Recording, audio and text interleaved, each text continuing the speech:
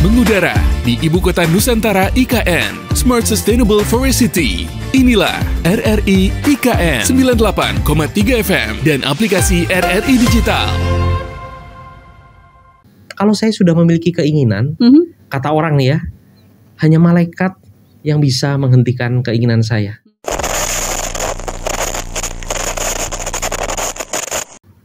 Halo, Assalamualaikum warahmatullahi wabarakatuh dan salam jumpa pendengar serta pemirsa RRI IKN dimanapun Anda berada. Senang rasanya saya Waudy Rina Mustika dapat kembali menyapa Anda bersama dengan tim RRI IKN, dan saat ini kami tidak berada di studio ya, melainkan di sebuah ruangan yang sangat spesial karena kami juga kehadiran dengan bintang tamu yang spesial dong. Tepuk tangan dulu dong. Oke, ini baru sehari menduduki jabatan barunya ya. Saya spill aja untuk jabatan baru ini adalah Direktur Pengelolaan Gedung Kawasan Perkotaan, Deputi Bidang Sarana dan Prasarana Otorita IKN. Beliau adalah Bapak Fibi Indrayana. Selamat sore nih Pak Fibi. Selamat sore Mbak Rina. Baik. Ini kalau saya mau jabarkan titelnya saya butuh contekan nih sepertinya ya. Dr. Insinyur Desi Darius Fibi Indrayana STMM MT IPU ASEAN Eng ACP. Oke. Ini luar biasa nih. Ini kalau boleh tahu berapa lama nih untuk titel sepanjang ini nih Pak Fibi kumpulkan nih? Wah, itu sudah hampir kurang lebih sepertiga masa hidup saya, mungkin lebih bahkan ya. Ini ada kemungkinan akan bertambah lagi? Mungkin sudah tidak. Ya. Oke, diperdalam lagi berarti kalau begitu ya. Apalagi dengan jabatan yang baru ini tentunya tantangannya juga dan push untuk dari kepala otoritas juga lebih tinggi begitu ya. Oke. Tapi sebelumnya nih boleh kita flashback dulu nih Pak Fibi. Kemarin kan sempat menduduki jabatan sebagai tenaga ahli gitu ya untuk kawasan perkotaan. Nah, ketika menjadi direktur ini walaupun baru 1 hari tapi kan kita udah tahu nih ke depannya bakal seperti apa nanti kinerjanya gitu ya Pak Fibi. Nah, apa yang paling berbeda ataukah justru sama nih dari TA kemarin tenaga ahli sampai dengan direktur saat ini? Sebetulnya begini Mbak Rina, kalau merujuk kepada tusinya sendiri, tugas dan fungsinya pasti tentunya berbeda. Dimana kalau tenaga ahli pimpinan itu benar-benar hanya sekedar menjalankan perintah dari pimpinan, membantu pimpinan. Terus kedua adalah melayani pimpinan berkaitan dengan tugas-tugas dalam konteks pengelolaan wilayah perkotaan. Sedangkan kalau direktur memang saya diberi sebuah otorisasi untuk dapat mengendalikan, untuk dapat mengoperasionalisasikan satu kedirektoratan. Di mana di dalamnya itu mengandung tusi yang spesifik berdasarkan Perka nomor 1 tahun 2022. Terus juga tentunya direktorat itu mengandung begitu banyak source atau tenaga kerja di dalamnya yang harus kita elaborasi dalam mendukung tercapainya tugas dan fungsi Direktorat Pengelolaan Gedung, Kawasan dan Perkotaan. Jadi memang beda. Yang satu hanya melayani satu pimpinan mungkin gitu. Yang satu adalah di samping menjalankan arahan pimpinan, namun juga harus mengelola, mengoperasionalisasi dan melakukan tindakan-tindakan maupun kegiatan fungsional dalam rangka menjalankan kedirektoratan, yaitu Direktorat Pengelolaan Gedung, Kawasan dan Perkotaan. Oke. Tapi yang kemarin untuk bisa sampai ke jabatan ini apakah memang berangkat dari hati nuraninya Pak Fibi sendiri atau ada orang-orang yang mempengaruhi nih keputusannya nih? Sebetulnya untuk masuk ke Direktorat PGKP, kalau boleh saya singkat dari Pengelolaan Gedung, Kawasan dan Perkotaan, ini memang benar-benar keinginan saya sendiri. Pertama didasari dari memang disiplin ilmu saya sendiri sejak saya S1, S2, S3 dan profesi keinsinyuran. Saya memang seorang engineer yang bergerak di salah satu sektor yaitu sektor konstruksi. Sehingga di saat saya memilih di bagian mana ya kira-kira saya bisa mendharma baktikan ilmu saya di Otorita IKN, saya melihat pengelolaan gedung, kawasan dan perkotaan menjadi salah satu direktorat yang right sizing atau cocok dengan bidang keilmuan saya. Mengingat bahwa berbicara pada life cycle construction, kita tidak hanya bicara tentang bagaimana membangun sebuah infrastruktur, namun juga kita akan melewati sebuah fase yang namanya OM, Operation and Maintaining Construction, di mana Operation and Maintaining Construction itulah berada lokus dari sebuah kegiatan pengelolaan. Itu satu. Terus kedua, memang yang mendasari saya sendiri adalah keinginan besar saya yakin semuanya orang akan sependapat, keinginan besar saya ingin menjadi bagian dari sebuah legacy yang mungkin tidak akan berulang pada 100 maupun 200 tahun ke depan, khususnya bagi bangsa Indonesia, yaitu menjadi bagian dari sebuah tim atau super tim, mengoperasionalisasi dan menjalankan fungsi ibu kota baru bagi Indonesia yang tidak hanya baru tetapi juga bicara smart, green dan tentunya sustainable. Itu Mbak. Oke. Berangkat dari keinginan tadi itu ya untuk bisa bergabung menjadi bagian dari sejarah gitu ya pembangunan ibu kota Nusantara. Nah, konsep apa yang ditawarkan seorang Phoebe kemarin ketika mengikuti tahapan demi tahapan tesnya ini, Pak Phoebe? Oke, ini menarik sekali bahwa memang betul waktu saya mengikuti proses, kalau saya bilang adalah seleksi jabatan, ini yang dimulai pada bulan Desember tahun 2022 sampai pengumuman kurang lebih bulan Mei 2024. Memang di sana ada satu stages yang mencoba menggali akan ngapain kita nanti kalau kita benar-benar diminta duduk sebagai dirijen di Direktorat PGKP tersebut. Itu ada namanya stagesnya adalah penulisan makalah, Mbak Rina. Di sana saya menyampaikan bahwa saya pertama akan melakukan identifikasi seluruh infrastruktur yang akan saya kelola. Nah, uniknya di IKN ini boleh dikatakan saat ini pada tahap ini seluruh infrastruktur itu tidak ada satupun yang kita bangun, Mbak. Yang membangun itu PUPR, kementerian lain, bahkan ada investor. Sehingga yang menjadi suatu novelty atau kebaruan dari pola pengelolaan di IKN ini adalah bagaimana kita mampu, satu, memastikan bahwa infrastruktur yang akan kita kelola benar-benar sudah dibangun dengan cara benar dan tepat sesuai dengan peruntukannya. Itu satu.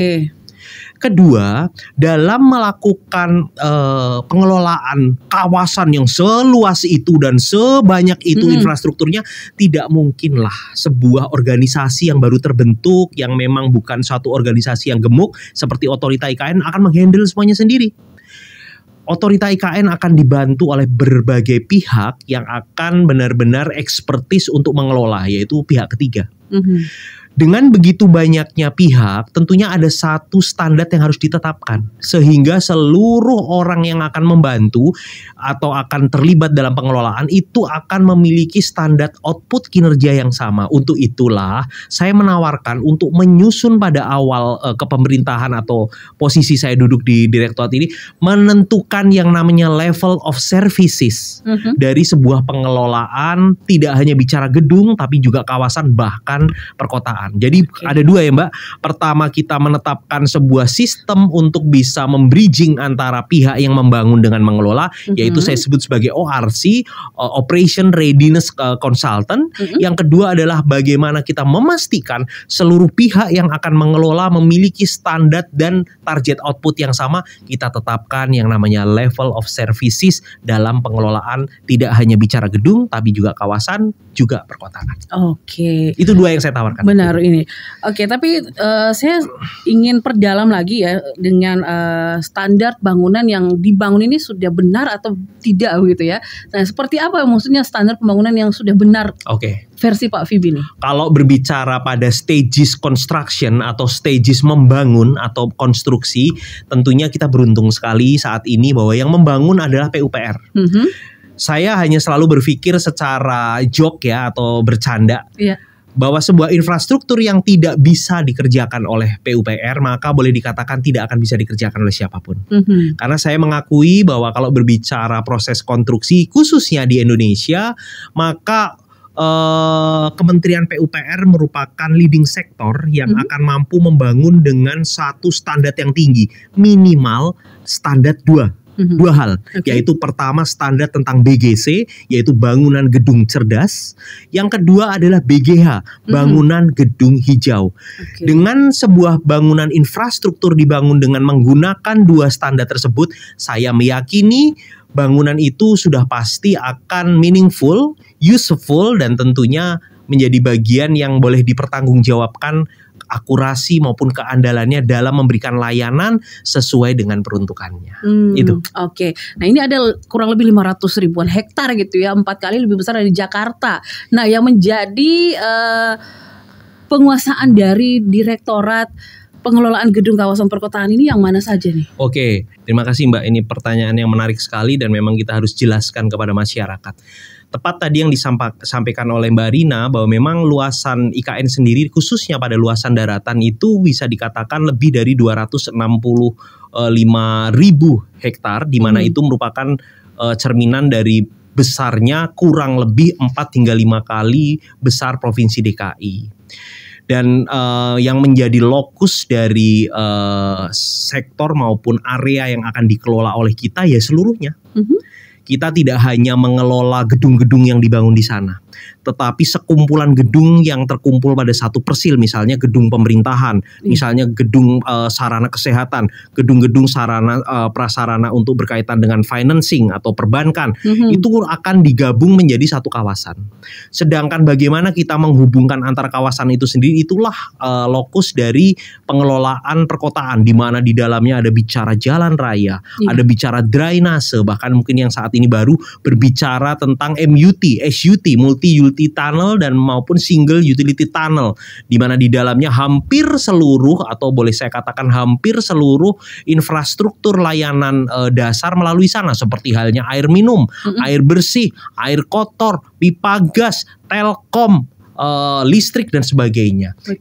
Inilah yang akan boleh kami katakan sebagai bagian dari yang kita kerjakan dan kita kelola, sehingga tidak hanya berbicara pada gedung-gedungnya saja, tetapi bagaimana kawasan-kawasannya, dan yang terakhir menghubungkan antara kawasan adalah perkotaan itu sendiri. Oke, tapi nanti ini tidak akan tumpang tindih dengan PUPR jadinya lagi kan? Sebetulnya boleh dikatakan kalau berdasarkan regulasinya, PUPR itu adalah pihak yang membangun pada stages awal, pada hingga awalnya ini rencananya sebetulnya hingga akhir 2024. Selanjutnya infrastruktur terbangun tersebut kita yang akan mengelola otorita IKN, dan infrastruktur kelanjutannya di atas tahun 2024 boleh dikatakan yang masih dimulai dari awal atau baru itu akan dikerjakan oleh otorita IKN sendiri melalui direktorat, ada Direktorat Sarana Prasarana Dasar, ada Direktorat Sarana Prasarana Sosial dan sebagainya. Sedangkan yang dikerjakan oleh PUPR adalah relatif adalah kegiatan yang sifatnya melanjutkan. Misalnya membangun jalan dari total 100% panjang misalnya, tahun ini teranggarkan baru 75-80% anggaran, sehingga ruas jalan yang terkerjakan 80%. Nah, 20%-nya monggo silakan dikerjakan. Namun demikian jika kami otorita IKN diberi kepercayaan untuk boleh melanjutkan sebuah karya hebat yang telah diawali oleh PUPR, niscaya kami juga mampu melaksanakannya dengan baik tanggung jawab tersebut. Oke, dari semua pencapaian-pencapaian yang dimiliki oleh seorang Fibi gitu ya, kita pasti ingin tahu juga nih, kita flashback lagi ketika Pak Fibi masih duduk di bangku sekolah, baik itu SMP mungkin atau SMA atau bahkan di perkuliahan. Mungkin awalnya cuma ingin ambil S1 aja dulu gitu ya. Nah, tiba-tiba langsung sampai saat ini nih titel yang begitu panjang. Ini apa yang mendasari nih Pak Fibi? Apakah dari SMA ada ikut teman kah atau arahan orang tua kah atau seperti apa nih Pak Fibi? Sebetulnya tidak ada satupun yang mengarahkan saya. Mungkin ada selintas-selintas mereka menyarankan, namanya orang tua ya, capailah pendidikan setinggi langit, gantungkan cita-citamu setinggi langit. Tapi saya merupakan orang yang dengan karakter, kalau saya sudah memiliki keinginan, kata orang nih ya, hanya malaikat yang bisa menghentikan keinginan saya. Jadi saya memang orang agak keras kepala. Jarang ada orang yang bisa mempengaruhi saya untuk saya melakukan sesuatu.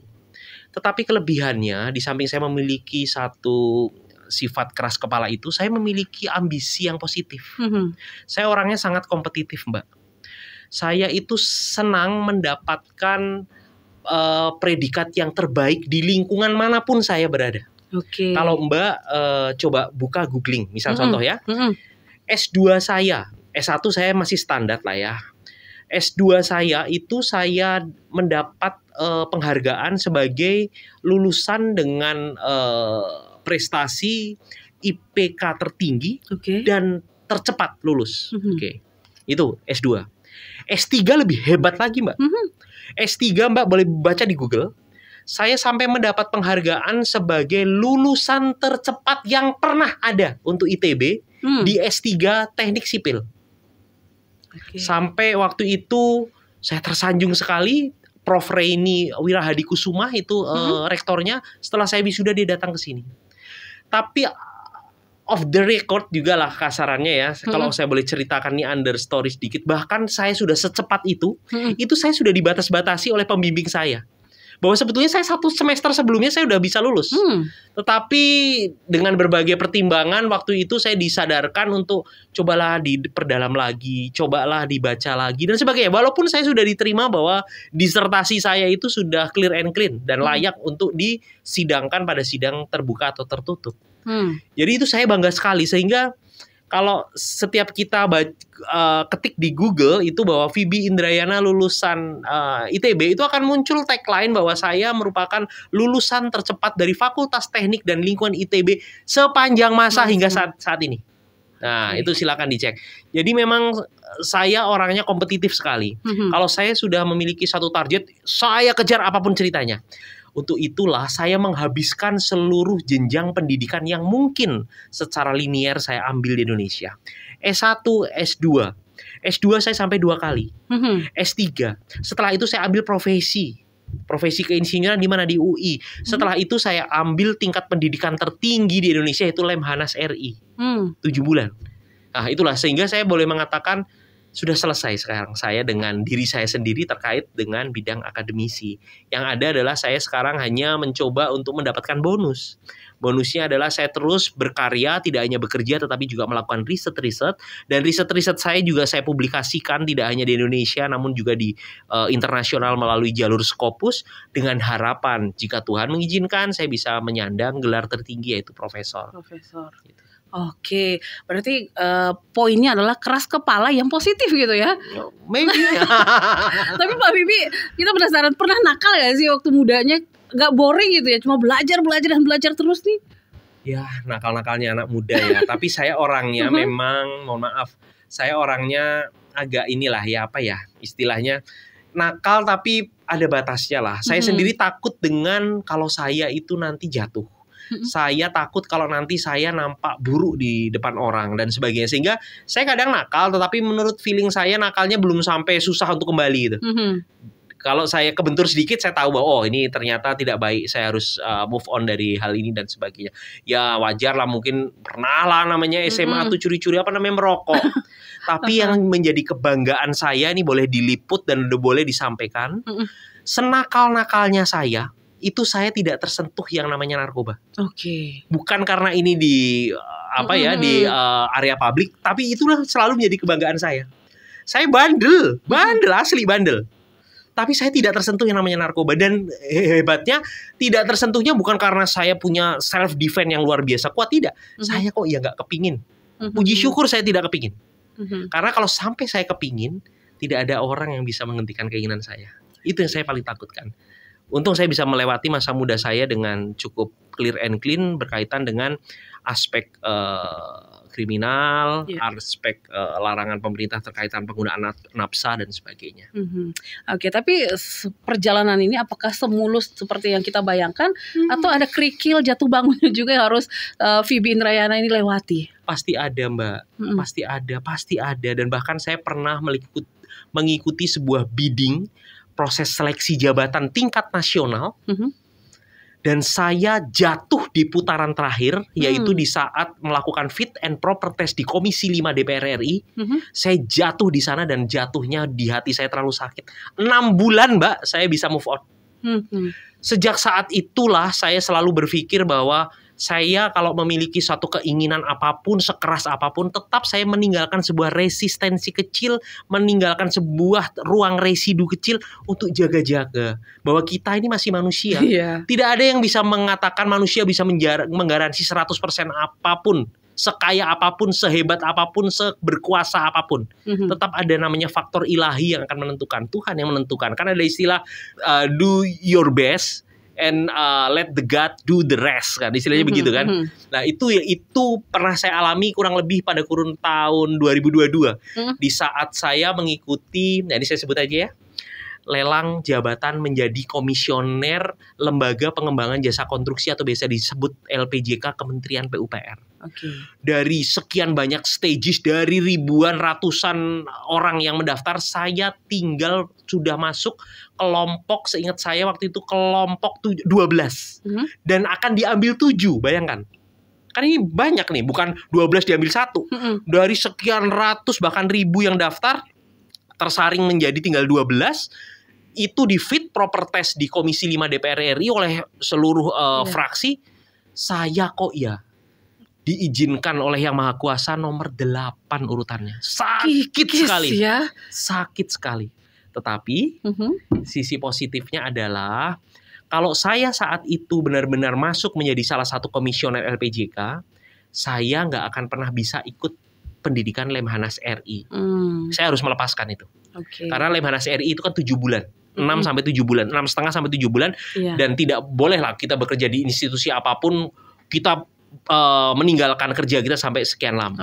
Dengan saya masuk Lemhanas, pemikiran saya lebih luas, lebih terbuka, sehingga saya bisa menggugah keberanian saya untuk mengikuti proses bidding pada posisi jabatan tinggi pratama di Otorita IKN.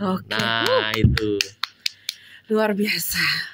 Kita break dulu ya kalau begitu untuk ambil nafas. Take a break for a while. Karena saya pun jadi terinspirasi begitu ya, ingin mengikuti jejak yang ditorehkan Pak Habibie. Tapi sepertinya kita tahan dulu deh. Kita break sejenak pendengar, tetaplah terus bersama untuk RRI IKN. Ibu Kota Negara Nusantara, IKN Nusantara, adalah kota dunia untuk semua. Dibangun dan dikelola untuk menjadi kota berkelanjutan di dunia, penggerak ekonomi Indonesia di masa depan, dan simbol identitas nasional yang merepresentasikan keberagaman bangsa Indonesia berdasarkan Pancasila dan Undang-Undang Dasar Negara Republik Indonesia tahun 1945. Sebagai radio publik milik bangsa, Radio Republik Indonesia kini hadir di IKN Nusantara. Mengawal keberadaan IKN yang telah ditetapkan dengan Undang-Undang Nomor 21 Tahun 2023 tentang perubahan atas Undang-Undang Nomor 3 Tahun 2022 tentang Ibu Kota Negara. RRI IKN disiarkan langsung dari Ibu Kota Nusantara, Penajam, Pasir Utara, Kalimantan Timur. Mengudara dengan teknologi penyiaran terbaru, dipancarluaskan melalui FM 98,3 MHz secara terestrial dan digital, multiplatform, menjangkau seluruh wilayah tanah air. RRI IKN menyajikan informasi terkini, akurat, dan berimbang, sosial, politik, ekonomi, pendidikan, seni budaya, lingkungan, pertahanan dan keamanan, serta beragam hiburan menarik. Kemajuan pembangunan IKN di berbagai aspek menjadi pesan utama siaran RRI IKN kepada pendengar dan pemirsa RRI di Indonesia dan mancanegara. Kami bangga menjadi bagian IKN untuk mewujudkan mimpi besar bangsa Indonesia membangun IKN Nusantara. IKN Nusantara, kota dunia untuk semua. RRI IKN, Smart Mendunia. Oke, baik pendengar dan pemirsa RRI IKN, kita kembali untuk segmen terakhir ya, perbincangan bersama dengan Fibi Indrayana. Ini terkait tadi bagaimana perjalanan karir, kemudian juga seperti apa mengumpulkan titel-titelnya ya yang luar biasa.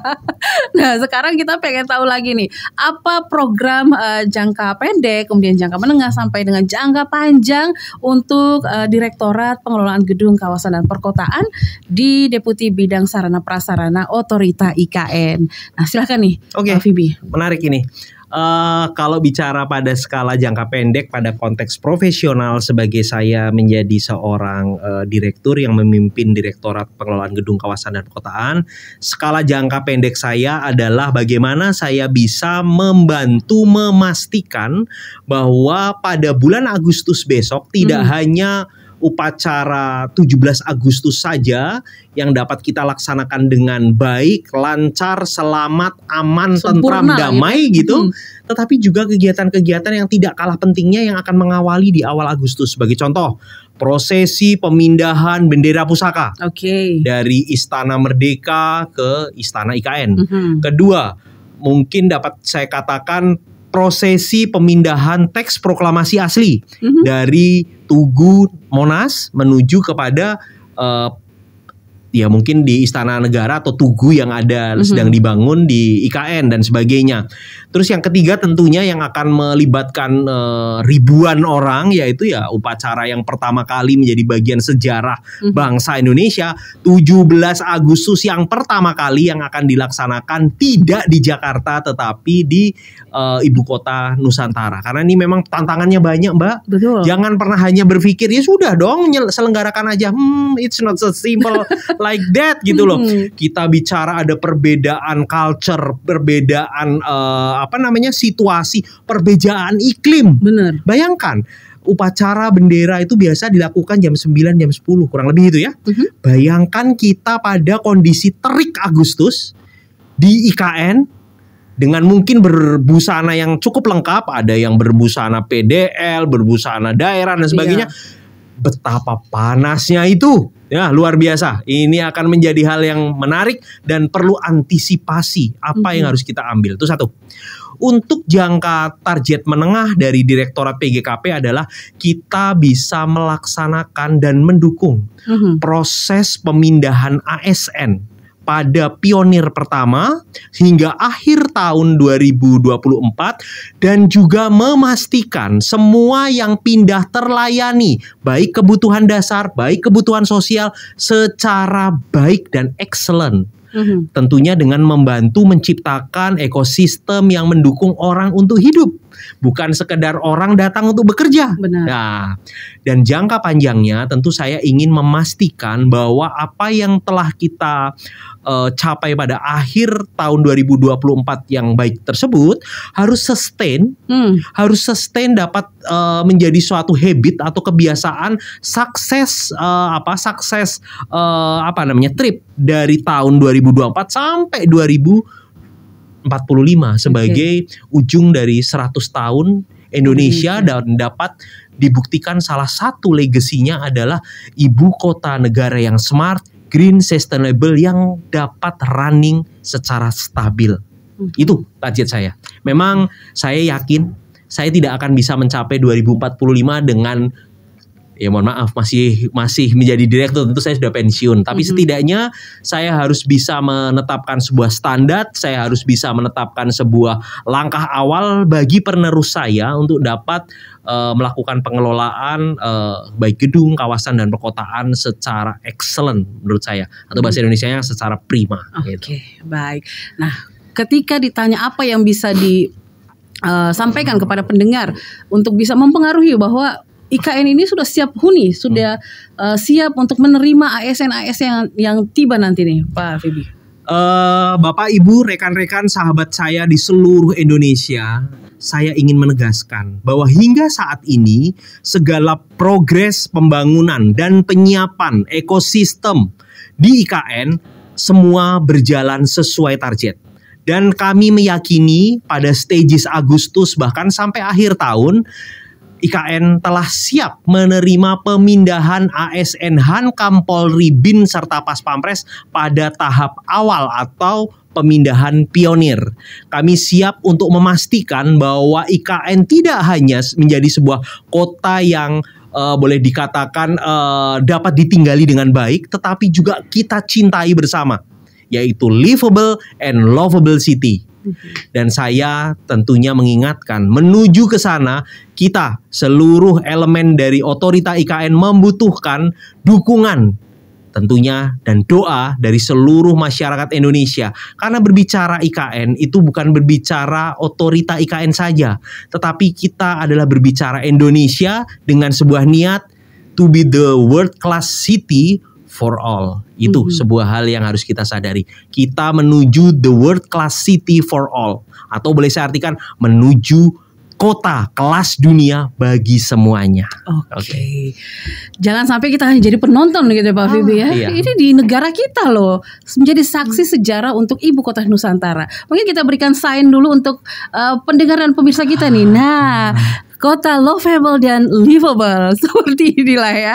Oke, terima kasih Pak Fibi untuk waktunya sudah berbincang bersama kita dan sudah memberikan inspirasi juga mungkin bagi anak-anak muda ya yang menonton juga siaran YouTube ini, bagaimana Anda bisa tetap menjalani hidup seperti biasa tetapi harus ada target yang menjadi acuan Anda untuk bisa sukses sampai dengan saat ini ya seperti Pak Fibi torehkan.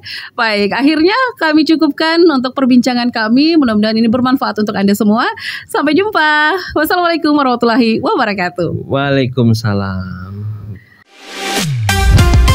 Mengudara di Ibu Kota Nusantara IKN, Smart Sustainable Forest City. Inilah RRI IKN 98,3 FM dan aplikasi RRI Digital.